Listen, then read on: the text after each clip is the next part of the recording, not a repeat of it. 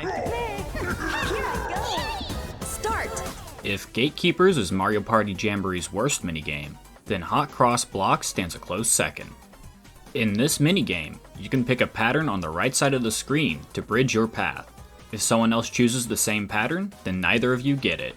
Be the first to get to the other side to win. This game can last up to 5 minutes, and if no one makes it to the other side, It's a tie. today I will tell you everything you need to know about Hot Cross Blocks.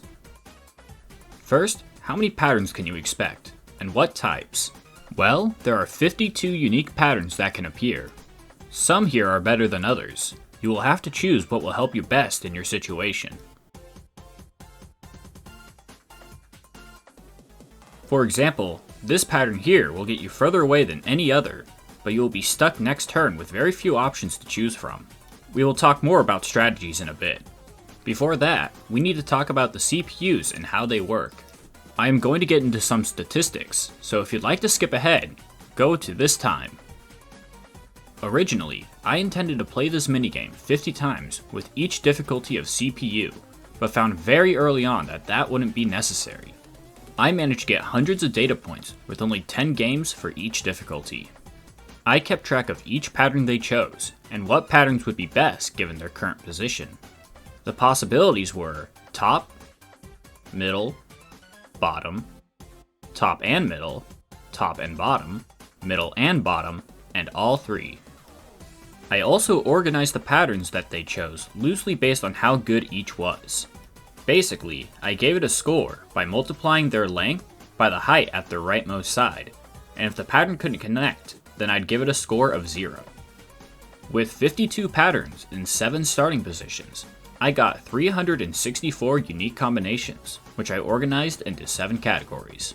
This ranged from best, a score of 9, which gave you the most distance and options, to useless, a score of 0, which gave you no blocks whatsoever. Using this, I was able to see roughly how good the patterns the CPUs chose were, and what I found was actually pretty interesting. How the AI works in this game is simple. They are somewhat random, but favor certain patterns.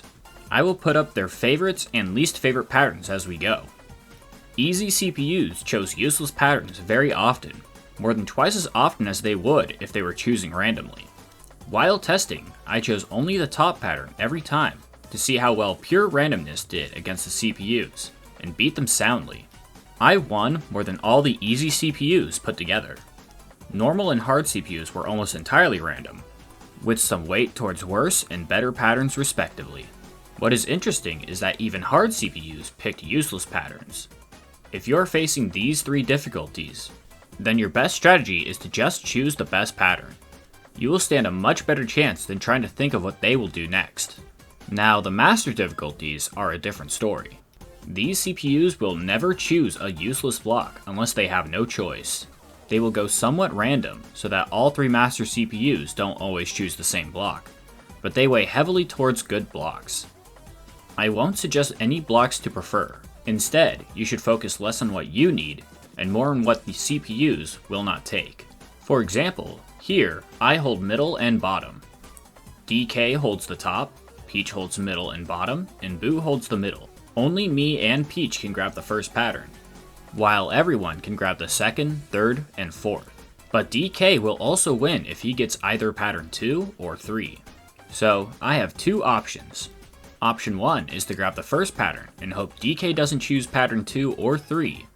And option 2 is to choose pattern 2 or 3, which will increase my chance that DK chooses the same one as me. But I will almost certainly not get closer either. I choose pattern 1, and DK ends up choosing pattern 4, since the master CPUs still hold a good deal of randomness. Unfortunately, now DK can choose whatever he wants, leaving the result up to chance. Since I didn't want him to win, I tried cutting him off with the bottom pattern, since neither Peach nor Boo hold top position, meaning they will not choose this pattern. In the end, it wasn't necessary, and I ended up losing this game anyways. But that just goes to show how luck-based this minigame is. Still, with good strategy and some practice, you should be winning about half your games. If you're playing with other players, the best thing you can do is just agree to choose one button the whole game, to make this go by faster. If they refuse, then following the same strategy for the master CPUs is your best bet. The final bit of advice I can offer is that if you're nearing the end of the game, try to play it a bit safe and keep as many options as possible, so that the players cannot predict which block you will choose. Because, if Mario Party has taught me anything, it's that people love to gang up on first place. Finish!